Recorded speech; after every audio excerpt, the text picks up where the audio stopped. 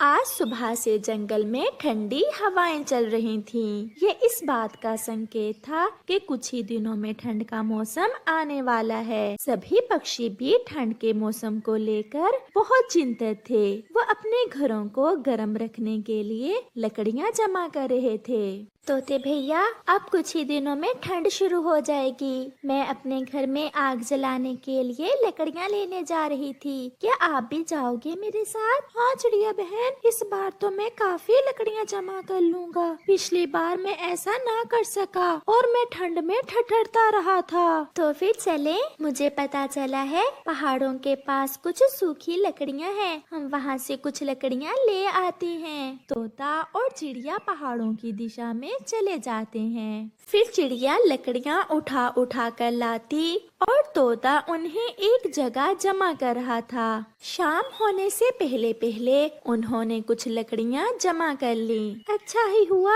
जो हम आज इधर आ गए। दूसरे जंगल के पक्षी तो पहले ही लकड़ियां उठा कर ले गए हैं। अब ये कुछ ही लकड़ियां थीं जो हमें मिली है। अब चलो तोते, जितनी भी हैं इनसे हमारा ठंड का मौसम आराम से गुजर जाएगा। चिड़िया और तोता अपनी अपनी लकड़ियां लेकर घर वापस चल देते हैं। दूसरे दिन कबूतर मुंह अंधेरे ही चिड़िया के घर पर दस्तक देता है। जी बताएं कबूतर भैया, कैसे आए हैं आप? चिड़िया बहन, मेरी पत्नी ने मुझे भेजा है कि मैं आपसे पूछ कर आऊं कि आप और तोता सूखी लकड़ियां कहाँ से लाए हैं। कबूतर भैया, मैं और तोता कल पहाड़ों पर गए थे, परंतु अब तो वहाँ कोई भी सूखा पेड़ नहीं बचा। हमें भी थोड़ी ही सूखी लकड़ियाँ मिली थी। तो अब मैं क्या करूं चिड़िया बहन? मेरा तो बच्चा अभी छोटा है। मुझे अपने घर में आग जलाने के लिए अब सूखी लकड़ियाँ कहाँ से मिलेंगी? कबूतर भैया, मैं ये तो नहीं जानती। हाँ, कुछ लकड़ियाँ मैं आपको दे सकती हूँ अपनी लकड़ियों में से।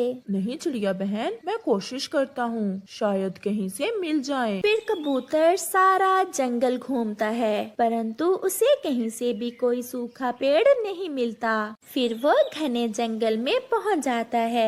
वो एक बड़े पेड़ के पास जाकर बैठ जाता है। अभी धूप है, मैं ऐसा करता हूँ, इस बड़े पेड़ से कुछ लकड़ियाँ काट लेता हूँ। ठंड आने से पहले पहले वो लकड़ियाँ तो सूख ही जाएंगी। ऐसा सोचते हुए कबूतर अपना कल्हाड़ा लेकर उस बड़े पेड़ की तरफ बढ़ता है। रुको रुको कबूतर, ये आप क्या करने जा रहे हो? क्या क्या पेड़ जी, ये आप बात कर रहे हैं? हाँ, मैं बोल भी सकता हूँ और मैं ये जानता हूँ कि आप मुझे काटने आए हो। मुझे माफ करना दोस्त, मैंने पूरा जंगल घूमा, मुझे कहीं से भी कोई सूखा पेड़ नहीं मिला, इसलिए मैंने सोचा कि आपको ही काट लेता हूँ। कालू जी, देखो तो ये पेड़ इस कबूतर से क्या बात कर रहा है। कालू कौवा और गोरी कौवी पास में छुपे बैठे कबूतर और पेड़ की बातें सुन रहे थे। कबूतर, आप मुझे ना काटना, मेरे पत्तों में एक खास शक्ति है। आप मेरा एक पत्ता तोड़कर उसे अपनी चोंच में लेकर जो भी मांगोगे आपको मिल जाएगा। सच? अगर ये सच है तो फिर मेरा काम हो गया। मैं केवल कुछ सूखी लकड़ियां ही चाहूंगा और वही मेरी जरूरत है। मुझे और किसी चीज की जरूरत नहीं है। फिर कबूतर उस पेड़ का एक पत्ता तोड़कर अपनी चोंच में लेता है और कुछ सूखी लकड़ियों के बारे में सोचता है। अचानक कबूतर के सामने एक गठरी सूखी लकड़ियों की आ जाती है, जिसे लेकर कबूतर खुशी खुशी अपने घर चला जाता है। कालू जी, कुछ देखा? हाँ, और ये भी कि ये कबूतर कितना पागल है, कुछ सूखी लकड़ियों पर ही खुश हो गया। अब चलो इस पेड़ के पास। दोनों पक्षियों, मुझे ना काटना, आप मेरा पत्ता तोड़कर अपनी इच्छा पूरी कर सकते हो। फिर गौरी पेड़ से एक पत्ता तोड़ लेती है। कालू जी, मैं तो सोने का हार लूंगी। नहीं नहीं गौरी, मुझे ढेर सारा पैसा चाहिए। वो इसी बात पर आपस में लड़ाई शुरू कर देते हैं। सोने का हार, ढेर सारे पैसे।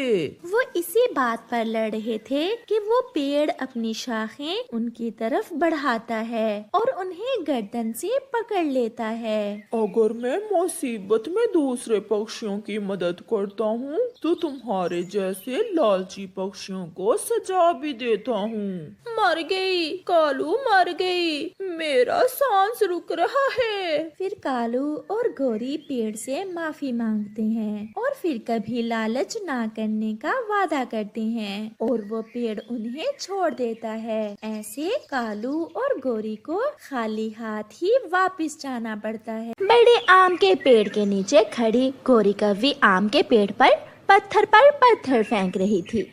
गौरी, ध्यान से पत्थर चलाओ, पत्थर तुम्हारे सर पर भी लग सकता है। जाओ जाओ, तुम अपना काम करो, मैं तो आज पका हुआ आम तोड़ कर ही जाऊंगी। गौरी फिर से पत्थर चलाती है और पत्थर वापस आकर गौरी कव्वी के पंख पर लग जाता है। मर गई, कोई मुझे बचाए, मेरे पंख पर पत्थर लग गया है। कबूतर वहाँ से जा रहा था। वो गौरी कव्वी को घायल देखकर जल्दी से कालू कव्वे के पास जाता है। कालू कालू, तुम्हारी गौरी पत्नी का पंख घायल हो गया है। वो कहाँ है? क्या कहीं चोरी करते हुए पकड़ी गई है? नहीं, बड़े आम के पेड़ से पत्थर मार मार कर आम तोड़ रही थी कि पत्थर उसके पंख पर ही लग गया। कौवा चिड़िया को बुलाता है। चिड़िया और कौवा गौरी को उठाकर घर ले जाते हैं। मैंने तुम्हें मना भी किया था गौरी, मगर तुम कौन सा किसी की बात सुनती हो। बस चिड़िया, गलती हो गई। कालू भैया, अब हमें किसी न किसी तरह गौरी को दूसरे जंगल में बुलबुल वैद जी के पास लेकर जाना होगा। वही गौरी के पंख को ठीक कर सकती है। हाँ, मगर इतनी दूर तक कौन इसे उठा कर लेकर जाएगा? मैं सब पक्षियों को बता देती हूँ, हम सब मिलकर बारी बारी गौरी को उठा लेंगे। दूसरे दिन सुबह सवेरे ही सब पक्षी गौरी कव्वी को एक टोकरी में रखते हैं। सबसे पहले मैं उठाता हूँ और फिर बाद में चिड़िया तुम। कालू जी, ध्यान से, कहीं मुझे गिरा ना देना। ऊंचे आसमान से गिरकर कहीं मेरा दूसरा पंख भी ना टूट जाए। कौवा गौरी की टोकरी उठाता है। वो अपना सफर शुरू करते हैं। कौवा आगे आगे और सब पक्षी पीछे पीछे। थोड़ी दूर जाकर कौवा टोकरी रख देता है।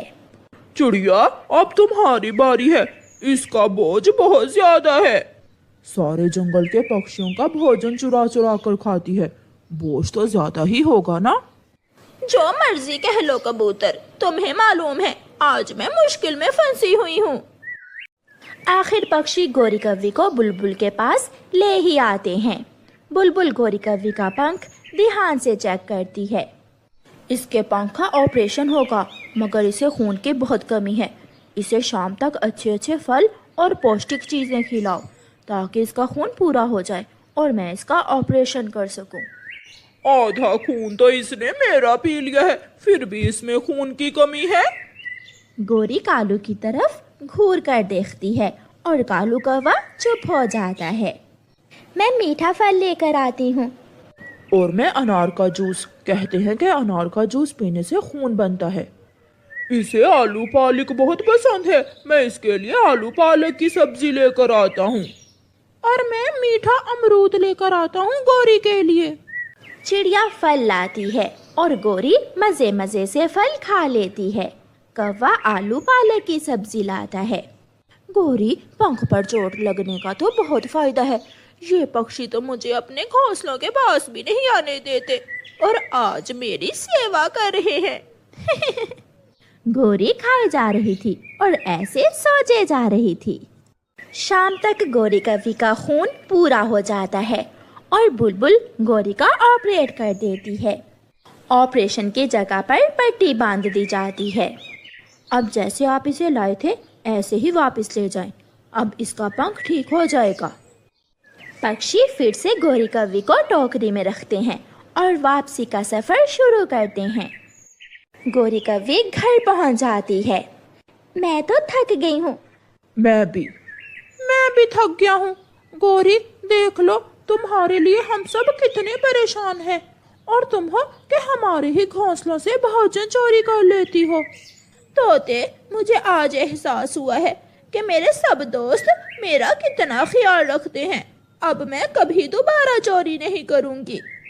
दूसरे दिन कौवा दाना लेने गया हुआ था। गोरी अपने घर के बाहर बैठी हुई थी। मैं थोड़ा उड़कर देखती हूँ कि मेरा पंख ठीक भी हुआ है या नहीं। गोरी उड़ती है। वो तो अब अच्छे से उड़ रही थी, मगर थोड़ा सा ही उड़ने के बाद गोरी दोबारा बैठ जाती है। वो इधर उधर देखती है। मुझे उड़ते हुए किसी ने भी नहीं देखा। मैं उड़ तो सकती हूँ, मगर अब कभी उड़ूंगी नहीं, क्योंकि मुझे बिना उड़े ही अच्छा अच्छा भोजन मिल रहा है। तोता गोरी के लिए फल लाता है। थोड़ी देर बाद चिड़िया भी दाना लेकर आ जाती है।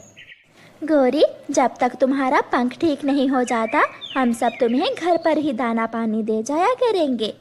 हाँ चिड़िया, यही तो मैं चाहती हूँ। फिर ऐसे ही कुछ दिन गुजर जाते हैं। चिड़िया, मान ना मान, ये गोरी अब ठीक हो गई है, मगर उड़ती इसलिए नहीं कि उसे मुफ्त में भोजन जो मिल रहा है। शक तो मुझे भी है। चिड़िया और कबूतर पेड़ के पीछे छुप जाते हैं। गोरी तोते का लाया हुआ फल खाती है। फल तो खा लिया, अब थोड़ा उड़कर एक्सरसाइज कर लेती हूँ। मुझे कौन सा कोई देख रहा है। फिर गोरी अपने पेड़ के आसपास ही उड़ने लगती है। पीछे से कबूतर डंडा लेकर आ जाता है। उल्लू बना रही हो तुम हम सबको? कबूतर के पास डंडा देखकर गोरी तो ऐसे भागती है जैसे कभी उसका पंख घायल ही नहीं हुआ था।